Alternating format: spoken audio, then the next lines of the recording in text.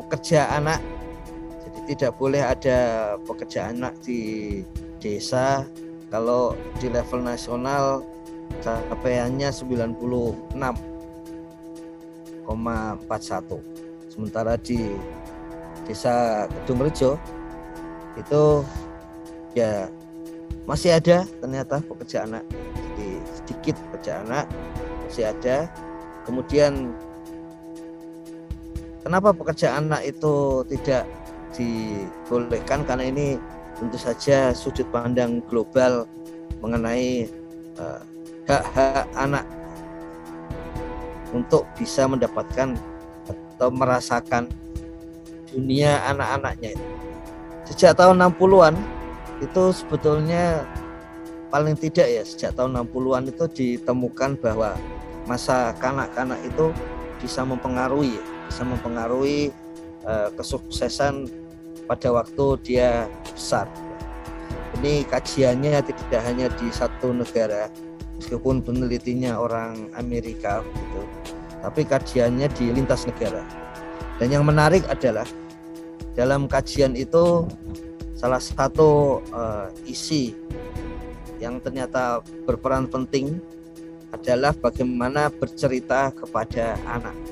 Jadi, cerita-cerita yang sifatnya optimistik bahwa yang benar akan menang, kemudian cerita bahwa kalau kita bekerja keras maka akan lebih sukses gitu.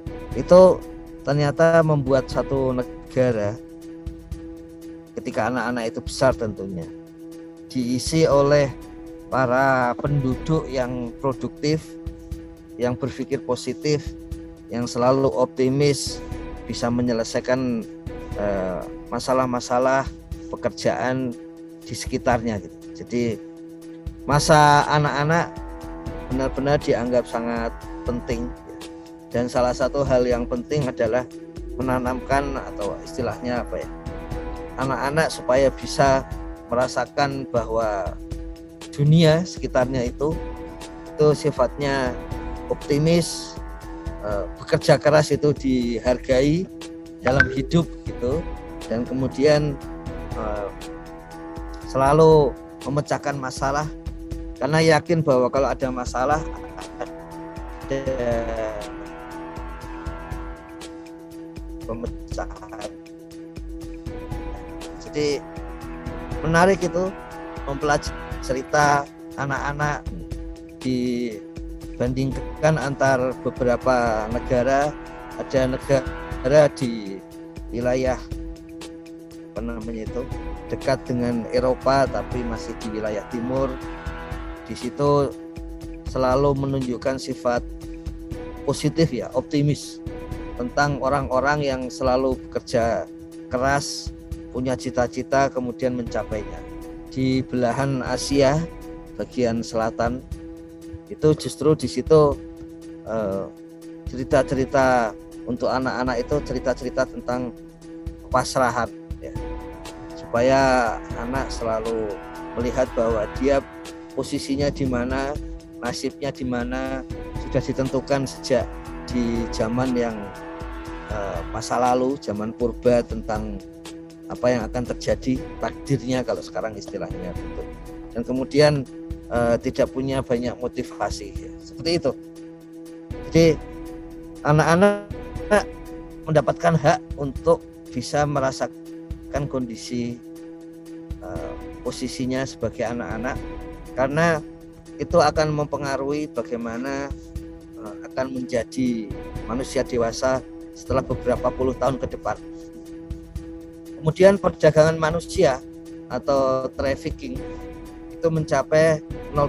Jadi tidak ada warga desa yang dijual ya, kepada pihak atau negara lain. Jadi tidak ada penculikan misalnya, kemudian orangnya dijual ke negara lain, atau penculikan di mana anak kecil, bayi dijual kepada warga lain yang lebih kaya, atau di situ mungkin bukan penculikan tapi karena orang tua tidak mampu lagi, kemudian merelakan anaknya untuk dibeli oleh pihak lain karena sudah tidak bisa, merasa tidak mampu untuk mencukupi kebutuhan keluarga, terutama kepada anak-anak. Jadi perdagangan manusia ini bisa terjadi kepada anak-anak, kepada remaja, ya. Jadi perdagangan manusia di mana di situ ada nanti akan bekerja, diberi iming-iming bekerja, tapi ternyata di tempat kerja itu bekerjanya seperti budak begitu. Misalnya ada yang sudah kita sama-sama ketahui seperti di kapal, kemudian di pelabuhan-pelabuhan di pulau terpencil seperti itu, yang di situ kerjanya hampir 24 jam, kemudian tidak ada fasilitas yang memadai dan tidak bisa keluar dari pekerjaan karena dengan upah yang sangat sedikit, mau tidak mau akan selalu berutang, dan itu sebagai pengendali supaya tidak keluar dari pekerjaan seperti itu. Makanya perdagangan manusia ini saya kira kita sudah sama-sama memahami secara global itu dilarang. Makanya di level desa pun perdagangan manusia tujuannya, sasarannya itu mencapai 0%. Di desa ini itu tercapai, jadi tidak ada perdagangan manusia. Di level nasional, kalau kita lihat level nasional itu masih ada sedikit terjadi perdagangan manusia dari desa.